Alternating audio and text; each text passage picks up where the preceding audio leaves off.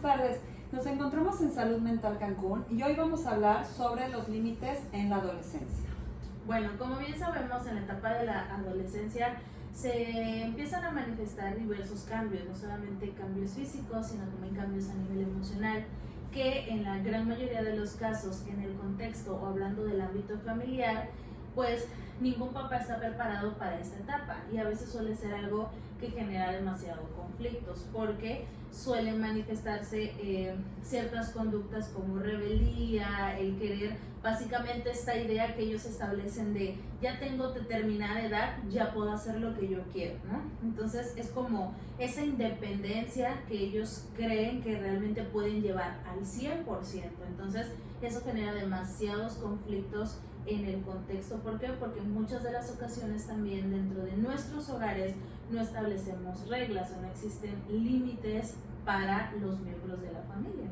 Yo creo que los límites, digo, en cualquier edad son importantes, pero, ¿sabes? O sea, la adolescencia es donde más a lo mejor los papás dicen, chin, ¿por qué no los pusimos desde antes, no? Porque en la adolescencia, cuando eres niño, bueno, estás en casa, ¿no? No tienes tanto este círculo social, pero ya como adolescente, pues ya empiezas a salir con los amigos, ya empiezas a tener más independencia, entonces aquí es en donde los límites, desde mi punto de vista, en la adolescencia es cuando más se tiene que tener, porque empiezan los cambios hormonales, el alcohol, entonces creo que aquí en esta edad es sumamente importante. También los acuerdos, ¿no? Que lleguen entre padres e hijos, porque como tú comentas, ¿no? Empiezan a haber cambios hormonales, también cambios de gustos, muchas veces el cambio de personalidad, esto me gusta, esto ya no me gusta,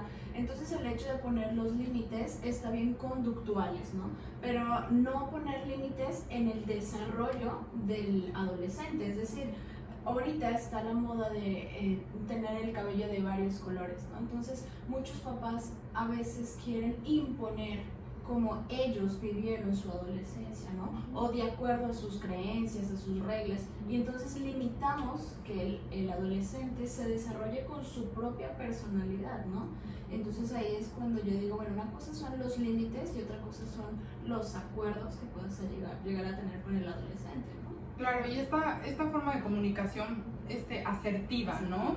Y llegar a acuerdos asertivos en familia, marcando límites claros y que se lleven a cabo y que no haya desinformación, ¿no? Porque muchas veces hablamos de adolescencia y exacto, hay estos cambios emocionales y hormonales donde hay falta de información que a veces como padre de familia decimos, bueno, es que está estigmatizado la sexualidad, hablar de alcohol o de tabaco. Finalmente el adolescente por curiosidad lo va a hacer, ¿no? Entonces mejor que tengan información en casa. En las escuelas hoy en día les están dando más información de sexualidad, lo cual es bastante bueno, para que ellos tengan información clara, ¿no? Y que no haya esa falta de desinformación para que haya confusiones y exista esta comunicación asertiva, porque empiezan estos problemas donde justamente en la adolescencia empiezan a ver a los padres como enemigos, ¿no?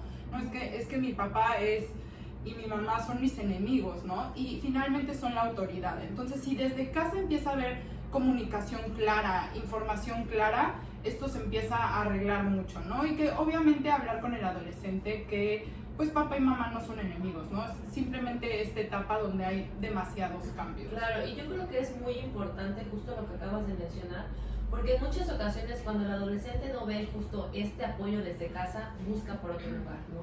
Y hay que recordar que ahorita las redes sociales, la información que viene en internet, no siempre es real, ¿no? Entonces lo primero que va a hacer el adolescente es decir, esto lo vi en internet, entonces esto es lo que yo puedo hacer o esto es lo que me está pasando, ¿no? Y a través de eso es entonces que empiezan a agarrar ciertas conductas que no son adecuadas. Si bien es cierto, el adolescente está ahorita en un descubrimiento, ¿no? Qué es lo que le gusta, como bien mencionaba, o sea, toda esta parte en cuestión de ir formando su personalidad y su identidad, ¿no? Acuérdense que esta es prácticamente como la meta de la adolescencia, ¿no? El hecho de que el adolescente pueda llegar a formar su propia identidad y su propia personalidad, ¿no? Entonces, si bien es cierto que empieza a agarrar información de internet que no es algo que para él sea bueno, entonces imagínense realmente cómo va a llegar. Por eso es importante que justamente los padres, pues sí, tengan esta capacidad de tener una comunicación asertiva, pero justamente empezar a formar con límites desde la infancia, como bien mencionaba la psicóloga, para que cuando sea un adolescente ya no haya tanto problema de cómo le puedo poner yo límites a mi hijo, ¿no? Si no lo hizo desde temprana edad, ¿cómo lo hago a esta edad, ¿no? Que va a ser muchísimo más complicado, ¿no? Y entra aquí esta parte de la rivalidad. Mi papá me está imponiendo algo que antes no lo hacía, ¿no? Entonces, ¿cómo yo le puedo decir a mi hijo, haz esto como yo te lo digo, si anteriormente nunca hubo ese límite, ¿no? Entonces, ahí entra esta discusión entre padres e hijos, ¿no? También tiene mucho que ver el hecho, y lo reitero, ¿no? Que aprenden también por observación. Si en su niñez tuvieron un ambiente donde hubo alcohol, drogas y demás, en la adolescencia no se le puede imponer al adolescente que no consuma alcohol cuando ha llevado a un ambiente totalmente nocivo, ¿no? Entonces también es cuestión de poner límites, reglas, normas, hábitos, pero que sean coherentes, ¿no? No le podemos pedir al adolescente que no fume si mamá o papá fuman en casa, ¿no? No le podemos decir al adolescente, oye, deja de estar mucho tiempo en tu teléfono porque las redes sociales son malas. Y entonces en la noche los papás están mucho tiempo en el teléfono, ¿no? Entonces es esta parte de visualmente que también las reglas sean congruentes. Claro, esto es súper importante y como lo hemos mencionado en videos anteriores, remontándonos a los límites en la infancia, donde hay neuroplasticidad, que aquí están en la adolescencia desarrollando su personalidad, ¿no? Y en la infancia no está el cerebro completamente desarrollado. En esta etapa sí está completamente desarrollado, pero están desarrollando su personalidad. Entonces la observación es sumamente importante, porque ¿cómo me va a decir mi papá que no haga ciertas cosas si él lo está haciendo, ¿no? Y aparte entra muchísimo la presión social, ¿no? Porque entran a, quiero juntarme con tales amigos, pero en este círculo social pues consumen alcohol o consumen tabaco, ¿no? Entonces, y viene también el consumo de sustancias psicoactivas, ¿no? De drogas, y entonces es donde, vuelvo a reiterar, muchísima información les sirve, ¿no? Sobre todo para saber las consecuencias, y como padres de familia, pues decirles, existen este tipo de sustancias, ¿no? Y las consecuencias son estas, que también en la escuela se los deben de decir, y con la sexualidad es de suma importancia que tanto les den como los métodos anticonceptivos como las enfermedades de transmisión sexual, ¿no? Para que ellos vean que no solo por el pertenecer a un círculo social, a un medio con toda esta parte de las redes sociales, ¿no? Hoy en día, pues también existen las secuelas, las consecuencias, ¿no? A mí me pudo encantar esto que dijo Yuli. Una cosa es poner límites y otra cosa es frenar su identidad, ¿no? Los límites son hacer meramente funcional a una persona, a la sociedad. A ver, la identidad sexual, la identidad también de música, de físico, que el cabello y eso, no molesta a la sociedad, no es algo que realmente no es funcional en la sociedad. Funcional en la sociedad, sí, exacto, es alguien ya con una adicción, es alguien agresivo, o sea, hay que hacerlos funcionales en la sociedad, no hay que frenar la identidad de una persona.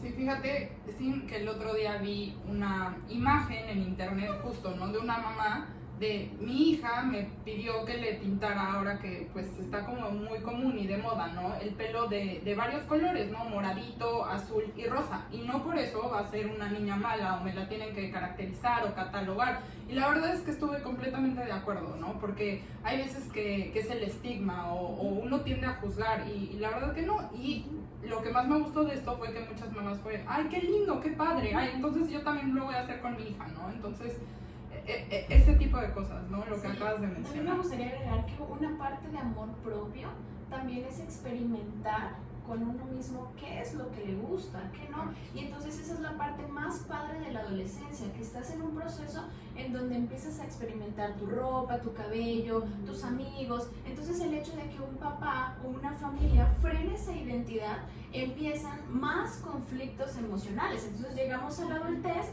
en un plano totalmente de represión. ¿Por qué? Porque a lo mejor en mi adolescencia yo quería tener el cabello rojo, verde, azul y mis papás dijeron no, porque eso no es correcto. No es correcto ante qué o comparado con qué, ¿no? Claro, se vuelve como una persona más insegura, ¿no? Al final, ¿qué nos convertimos? En adultos inseguros, ¿no? Con muchas represiones, con muchas cosas que al final no pudimos llevar a cabo.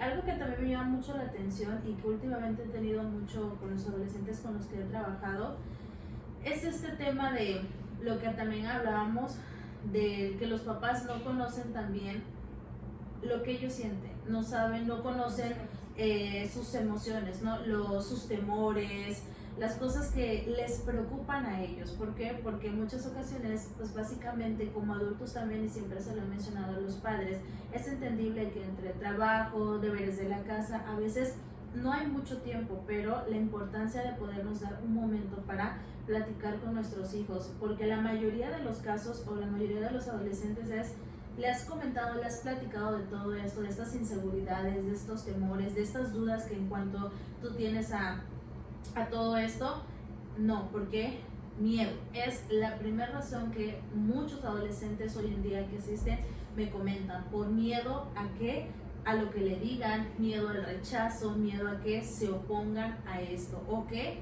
miedo a que no hagan nada al respecto, que solamente los escuchen y no pase nada. Y entonces realmente esto es algo que hoy en día cada vez más se ve con mucho más frecuencia, y es algo de alertarnos. ¿Por qué? Porque significa que mi hijo no confía en mí, significa que mi hijo no se siente seguro con las personas con las que deberían de ser las primeras en serlo. Y entonces esto que genera que precisamente me vaya con otra persona, ¿no? Siempre les digo, los comentarios de amigos no implica el que sea algo malo o negativo, pero siempre si hay alguien que nos va a poder dar comentarios más acertados o nos va a saber guiar hacia un enfoque positivo, siempre regularmente, o la mayoría, son los padres. ¿Por qué? Porque ellos van a tener una visión o una perspectiva de que eso siempre tiene que ser algo sano para mí. Entonces, quizá los amigos lo que hacen es proyectar sus propias situaciones ante lo que yo le estoy diciendo. Entonces siempre les digo, ojo, no es que sea malo